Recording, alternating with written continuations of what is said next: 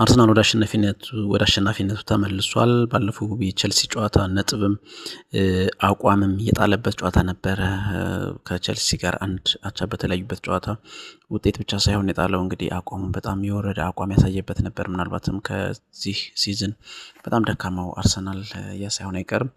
ስለዚህ ከዛ የነጥብም የአቋምም መዋዠቅ በትናንትናው ዕለት በጥሩ ሁኔታ መጫወትም ይችላል። 3 ነጥብ እና ክሊንሺትም ማስመዝገብ ይችላል። 2 ጎል ንጹህ ጎልም ማስመዝገብ የቻለበትን ውጤት ነው ማስመዝገብ የቻለው ከብሬንትፎርድን 2-0 በኤሚሬትስ በማሸነፍ።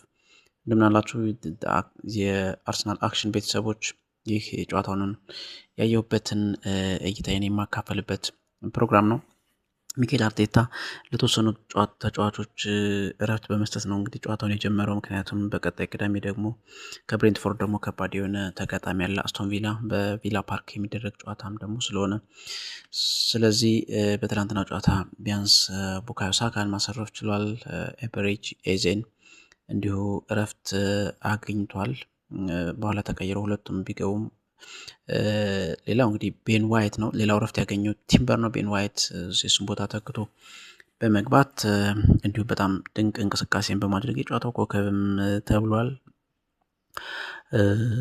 ከቤን ዋይት ጎን እንግዲህ ሞስኬራ እና ሂንካፒ ባለፈው በቼልሲ የተጫወቱት ሁለቱ የማል ተከላካዮች ናቸው። እንግዲህ ትናንትና ጨዋታውን የጀመሩት በግራ መስመር ደግሞ ካላፊዮሪ እንደተለመደ ማለት ነው። በግራ መስመር የመስመር አጥቂ የነበረው ማርቲኔሊ ነው። መሀል ላይ ዙቢሜንዲ እና ራይስ በተለመደው ቦታ እንዲሁም የመሀል አጥቂ ሚኬል ሜሪኖ በቡካዮ ሳካ ቦታ በቀይ መስመር የአጥቂነት ቦታ ደግሞ ማድዌክ የነበረ። እንግዲህ ጨዋታውን አርሰናል በጣም ጥሩ ሞራልና በጥሩ መነሳሳት ነው የጀመረው። በ11ኛው ደቂቃ ነው የመጀመሪያውን ጎል ማስቆጠር የቻሉት። ቤን ዋይት ትላንትና ምን ያህል ሚስ እንዳደረግ ነው ያየንበት ነው። በጣም ወደ ሙሉ ብቃቱ ተመልሷል ማለት ይቻላል። ድንቅ እንቅስቃሴ ነው ያደረገው። በ11ኛው ደቂቃ የተቆጠረው ጎል በሱ መነሻነት ነው። ከማድዌክ ጋር በእርግጥ የነበራቸው መግባባት በጣም ደስ የሚል የነበረው። ማድዌክ ኳሱን ይዞታል። እሱ በውጭኛው የሜዳው ክፍል እየሮጠ ነበረ። ማድዌክም እንግዲህ ኳሷን እሱ በሚሮጥበት መንገድ ዳይሬክሽን አሳለፈለት። ቤን ዋይት ለሜሪኖን ያቀበለው ማይነስ ያደረጋት ወደ ላይ ቺፕ ክሮስ ነው። ሚኬል ሜሪኖ ደግሞ በሚገርም ጥራት ጎሏን ማስቆጠር ችሏል። ጎሏን በግንባሩ ገጭቶ መሬት ላይ አስገጭቶ ነው እንግዲህ ኬሌርን ረቶ ጎሏን ማስቆጠር የቻለው። የመጀመሪያው ጎል በ11ኛው ደቂቃ ተቆጠረ። ብሬንትፎርድ በተለይ እስከዛ ጊዜ ድረስ ላይ እስከ 15ኛው እንደዚህ ደቂቃ ድረስ አፈግፍገው በሎው ብሎክ በሚሉት ሙሉ ለሙሉ በመከላከል ነበር እየተጫወቱ የነበረው። ያ ጎል ከተቆጠረ በኋላ ግን ሙሉ ለሙሉ ለማጥቃት ነው መንቀሳቀስ የጀመሩት። ከዛም በኋላ እንግዲህ በአርሰናልም ከፍተኛ ችግርም እየፈጠሩ ነበር ማለት ይቻላል። እንዲሁም በጨዋታው ድንቅ ሴቭ ማድረግ የቻለው ዴቪድ ራያ በጥሩ ሁኔታ ያችን ጎል ማስቀረት ባይችል አቻ የሚሆንበት አጋጣሚ ተፈጥሮ ነበረ። በሼድ በሚባለው አጥቂ በ7 ቁጥር የብሬንትፎርድ አጥቂ ሼድ ከማዕዘን የተገኘ ኳስ በግንባር ገጭቶ ለማስቆጠር በጣም የተቃረበበት አጋጣሚ ነበር። ነገር ግን ዴቪድ ራያ በእጁ ጫፍ ከነካት በኋላ የጎል አግዳሚውን ነክታ ተመልሳለች ኳሷ። ከዛ ውጭ እዚህ ግባ የሚባል የጎል ሙከራ ማድረግ አልቻሉም። ብሬንትፎርዶች ብዙ ሙከራዎችን አድርገዋል። ነገር ግን ለጎል የተቃረቡ አልነበሩም አጠቃላይ ማለት ነው። አጠቃላይ በጨዋታው የነበራቸው ኤክስፔክትድ ጎል 0.32 ነው። ስለዚህ ምን ያህል ለጎል እንዳልተቃረቡ የሚያሳይ ነው። በአጠቃላይም 6 ወይ 5 ሙከራዎችን ያደረጉት ኦን ታርጌት የሚባለው እንግዲህ ዴቪድ ራያ ያወጣው ብቻ ነው። ሚኬል አርሰናል በአንጻሩ 15 ሙከራዎች አድርጓል። ከ15ቱ 7ቱ ኢላማቸውን የጠበቁ ነበሩ። በተለይ የካላፊዮሪ 2 ሙከራዎች የዲክላን ራይስ ተመሳሳይ ካላፊዮሪ ጋር 3 ድንቅ ሙከራዎች ነበሩ። ነገር ግን የቀድሞ የሊቨርፑል ግብ ጠባቂ ከለር ባይኖር ምናልባትም አርሰናል 3-0 4-0 እንደዚህ የሚያሸንፍበት እድል ሊፈጠር ነበረ። ነገር ግን ከለር ኳሶችን ማዳን ችሏል። ያልተጠቀሙባቸው እድሎችም አሉ። ሁለቱም ኳሶች ካላፊዮሪ የመታውን አንዱና ዲክላን ራይስ የመታውን አንዱን በተለይ መልሶ ለአጥቂዎች ሰጥቷቸው ነበረ። ነገር ግን አንዱን ሚኬል ሜሪኖ አንዱን ደግሞ ቡካዮ ሳካ ሳይጠቀሙበት ቀርጧል። በተለይ ቡካዮ ሳካው መቆጠር የሚችልበት አጋጣሚ የነበረ ይመስላል ከነበረበት ፖዚሽን አንጻር።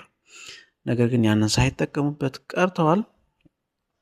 የሆነ ሆኖ 2-0 ማሸነፍ ችለዋል ጨዋታውን ማለት ነው። በጨዋታው የሞስኬራ ተጎድቶ ወጥቷል። በመጀመሪያው አጋማሽ ነው ተጎድቶ የወጣው ክርስቲያን ሞስኬራ። እንግዲህ ለዊሊያም ሳሊባም በተጎዳበት ጊዜ፣ ጋብሪኤልን በተጎዳ ጊዜ ቦታቸውን እየሸፈነ የነበረ ነው። አሁን እንግዲህ ሁለቱም ጋብሪኤልም ሳሊባም ተጎድተዋል። እነሱ በሌሉበት እንግዲህ ያለው የተከላካይ አማራጭ ጁሪየን ቲምበር ነው። እዛ ቦታ ላይ ጁሪየን ቲምበርም ቤን ዋይትን መጫወት ይችላሉ በእርግጥ። ስለዚህ በትላንትናው ዕለት እንግዲህ ጁሪየን ቲምበር ተጠባባቂ ወንበር ላይ ነበረ። ጁሪየን ቲምበር ገብቶ በትላንትናው ጨዋታ በትክክል መተካት ችሏል። ነገር ግን ምናልባት በተለይ ዊሊያም ሳሊባ በአስቶን ቪላው ጨዋታ የማይመለስ ከሆነ አርሰናል ሚኬል አርቴታ በአማራጭ እጦት በተከላካይ መስመር ችግር ውስጥ ሊገባ ይችላል። ጋብሪኤል በዚህ ጨዋታ ይመለሳል ተብሎ አይጠበቅም። ስለዚህ እንግዲህ ምናልባት ጉዳቱ የጉልበትም ይመስላል የቁርጭምጭሚትም ይመስላል። እንግዲህ እሱ ከመርመራዎች በኋላ ነው የሚታወቀው ብሏል። ዲክላን ራይስም የጨዋታው ሊጠናቀቅ 10 ደቂቃ ሲቀር ተጎድቶ ወጥቷል። ነገር ግን የሱ ጉዳት ብዙ የከፋ አይመስልም። እንግዲህ ሚኬል አርቴታም ከጨዋታው በኋላ እንዳለው መጫወት አልቻለም፣ ነገር ግን መራመድ ይችላል ነው ያለው። ያጋጠመው ባቱ ላይ ነው ጉዳቱ ያጋጠመው። ምናልባት እንደ ሊያንድሮ ትሮሳርድ እንዳይሆን ያሰጋል። አካሄድ ተመሳሳይ ይመስላል። ነገር ግን ሚኬል አርቴታ ከተናገረው አንጻር ምናልባት የቀጣዩን ጨዋታ እንዳይጫወት የሚያደርገው ላይሆን ይችላል ያለው እሳቤ። ሌላው እንግዲህ ተቀይረው የገቡት ኤቤሬቺ ኤዜ እና ቡካዮ ሳካ በተወሰነ መልኩ ጨዋታውን ወደ አርሰናል ለመቀየር ወይም ደግሞ የጨዋታውን ሂደት ለመቆጣጠር በደንብ አግዟል ማለት ይቻላል። ቡካዮ ሳካ በ90ኛው ደቂቃ ጎል አስቆጥሯል። በ90 ሲደመር 1 በ91ኛው ደቂቃ አካባቢ ጎል አስቆጥሯል። ነገር ግን ያንን ጎል ሚኬል ሜሪኖ ያንን ጎል ክሬት ያደረገበት መንገድ በጣም የሚደንቅ ነው። እንዴት የቡካዮ ሳካን ፖዚሽኒንግ እንዴት እንደጠበቀው መጀመሪያ ወዲያው እንዳገኘው ኳሱን ቢሰጠው ኑሮ በእርግጠኝነት ያ ጎል አይቆጠርም ነበር። ነገር ግን ከተከላካዩ የነበረውን ፖዚሽን እስከሚያስተካክል ጠብቆ ነው ያቀበለው። ከዛም እንግዲህ ቡካዮ ሳካ ያገኘ በኋላ ኳሱን መቶታል። ፊት ለፊቱ ግብ ጠባቂው ከለር ነበረ። ነገር ግን በላይ እንደ ቺፕ አይነት ጎል ነው የመታው። ከለር በእጁ ከነካው በኋላ ነው እንግዲህ ኳሱ ነጥሮ የተቆጠረው። ነገር ግን ያ ጎል ባይቆጠር ኑሮ ቡካዮ ሳካ በእርግጠኝነት ከፍተኛ ትችት ውስጥ መግባቱ አይቀርም ነበር። ምክንያቱም ከአጠገቡ ቪክቶር ዮኬሬሽ በጣም ነፃ ሆኖ እያየው ነበር። አቀብለኝ ሁሉ እያለው ብሎ በምልክት እያሳየው ነበረ። ነገር ግን ያንን አላደረገውም። ያ ጎል ባይቆጠር በእርግጠኝነት ቡካዮ ሳካ ከፍተኛ ትችት የሚያስተናግድበት ነበረ። ቡካዮ ሳካ ባለፉት ጊዜያት እንግዲህ ብዙ ጎሎች እያስቆጠረ ስላልሆነ ብዙ የእንትኖችን ሲመታ እንመለከታለን። በተለይ ባለፈው በቸልሲ ጨዋታ ያችን አሲስት ካደረገ በኋላ ሌሎች 2-3 ጎል ሊሆኑ የሚችሉ ወይም በተሻለ በቀድሞ አቋሙ ቢሆን ሊያስቆጥራቸው የሚችላቸው ወይም ደግሞ ሌላ አማራጭ መውሰድ የነበረባቸው ኳሶች ነገር ግን ሹት ያደረጋቸው ነበሩ። ስለዚህ ከዛ ከፍተኛ ፍላጎት ይመስለኛል የትላንትናውን ጨዋታ በከፍተኛ ሪስክ ወስዶ የመታው። የሆነ ሆኖ እንግዲህ ትላንትና አርሰናል ወደ አሸናፊነቱ ተመልሷል። ከማንቸስተር ሲቲ ያለው የነጥብ ልዩነት አሁን 5 ነው። እንግዲህ 3ኛ ደረጃ ላይ የነበረው ቸልሲ ትላንትና ሳይጠበቅ በሊድስ ዩናይትድ 3-1 ስለተሸነፈ አሁን ማንቸስተር ሲቲ 28 ነጥብ አለው። ሌላው ሶስተኛ ላይ የተቀመጠው አስቶን ቪላ ነው። አስቶን ቪላ ትናንትና ልክ እንደ ማንቸስተር ሲቲ እና እንደ ፉላም ጨዋታ ሁሉ ያበደ በነበረው ጨዋታ ብራይተንን 4-3 አሸንፏል። ብራይተን ይህን ጨዋታ 2-0 መርቶት ነበር። ነገር ግን የኡናይ ኤምሪው አስቶን ቪላ ይህን ጨዋታ 4-3 ማሸነፍ ችሏል። ከአርሰናል ያላቸው ልዩነት አሁን 6 ነው ማለት ነው። ከ14 ጨዋታዎች በኋላ በ15ኛ ሳምንት ቪላ ፓርክ ላይ ይገናኛሉ። አርሰናል እንግዲህ ምን አይነት ውጤት ያስመዘግባል የሚለውን የሚታይ ነው የሚሆነው። ይህንን ጨዋታ የሚያሸንፍ ከሆነ የነጥብ ልዩነቱን የሚያስጠብቅበት ይሆናል። ማንቸስተር ሲቲ ደግሞ ከዘንድሮ ከታች ካደጉት ክለቦች ክስተት ከሆነው ከሰንደርላንድ ጋር ነው የሚጫወተው። ሰንደርላንድ አርሰናልን ስታዲየም ኦፍ ላይት ላይ 2-2 አቻ እንደተለያየ ይታወሳል።